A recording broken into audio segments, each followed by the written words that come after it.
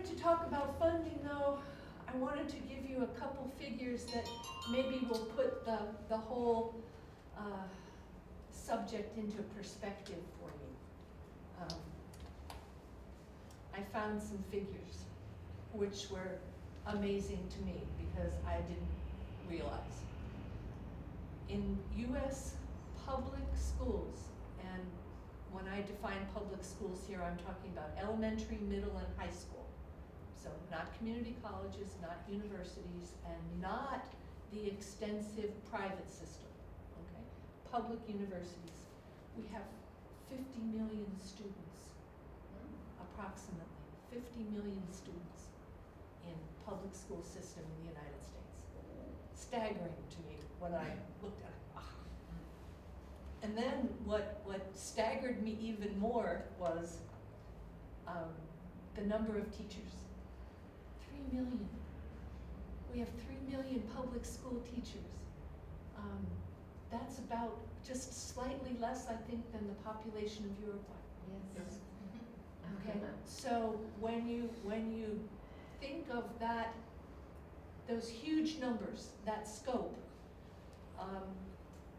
keep that in mind when I talk about the other things. It helps to understand the framework of the situation.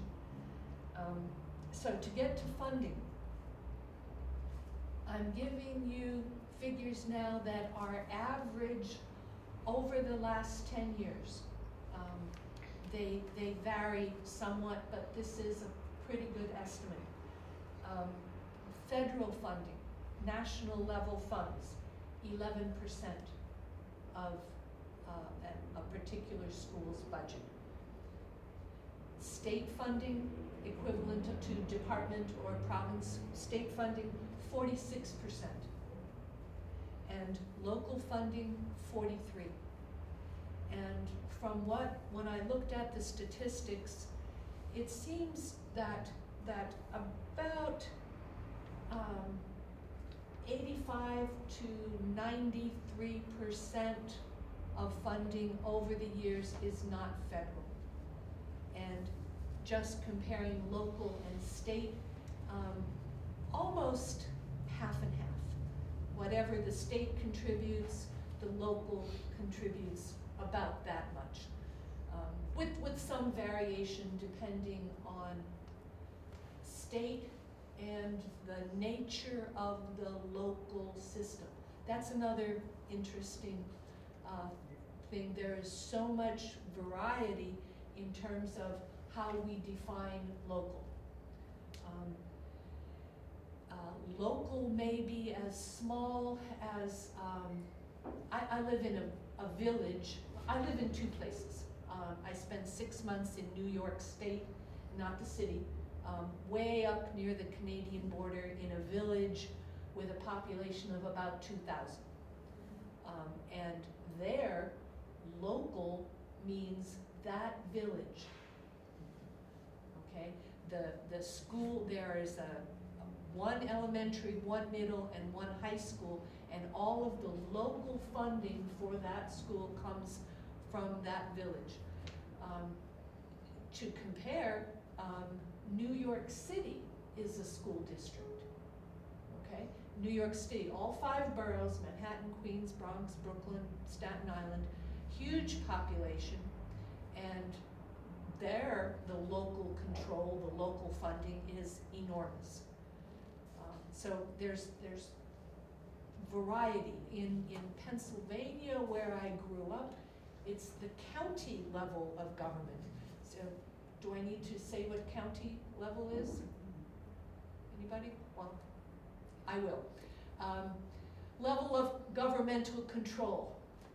Federal government, state government, county government, then city or village government. So we can have layers. Where I grew up in Pennsylvania, it was the county that controlled the school district, and local decisions were made at that level. It varies from place to place, a lot of variety. I can tell you in 2 ways how the funds are raised. I pay taxes in New York. I also pay taxes in my winter home in North Carolina. So I'm closely familiar with how much money comes out of the pocket and where it goes in both places. And it's a good illustration of where the money comes from also. So in New York,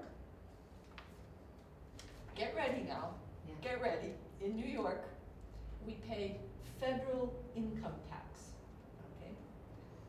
In New York, we pay state income tax. In New York, we pay county real estate tax. And we pay village property tax.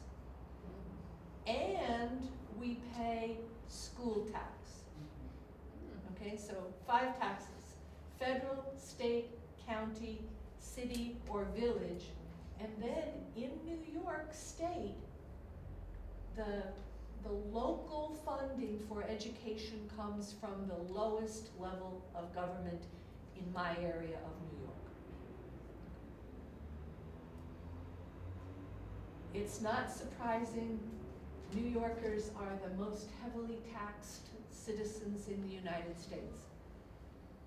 It's a corollary to that, and I think makes me feel somewhat good about paying taxes in New York, is that New York spends the most money per student per year on education than any other state.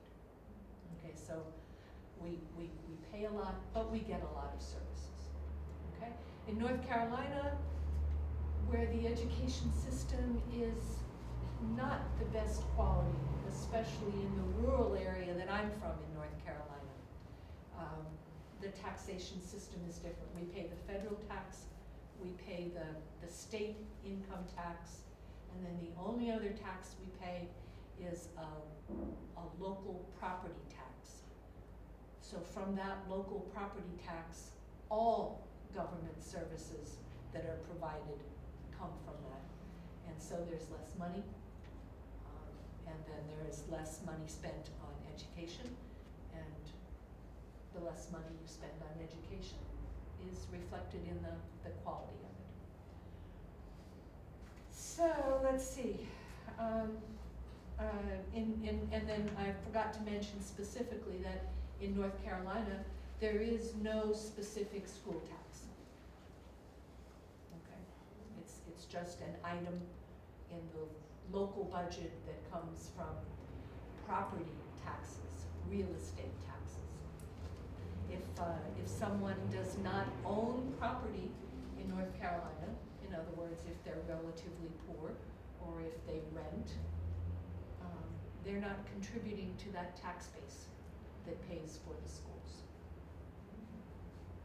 And so, is that the only state that has this laws, that they don't have a special tax for education? I honestly don't know. I don't know. I would guess that there are probably others that are the same way. Okay. So, any questions about funding? Yes. You said 43% private funding. Where exactly does the private funding come from? We don't call it private funding, we call it local funds. And in New York, it comes from a specific school tax that each person who owns property in the particular locality pays. Now in New York, I write a check and I take it right to the school district office. And so it doesn't even go through another government level. It goes right to the people who will spend the money. And everyone who owns property contributes. And there's always controversy about the tax rate. What percentage of the value of your property do you pay into this particular fund?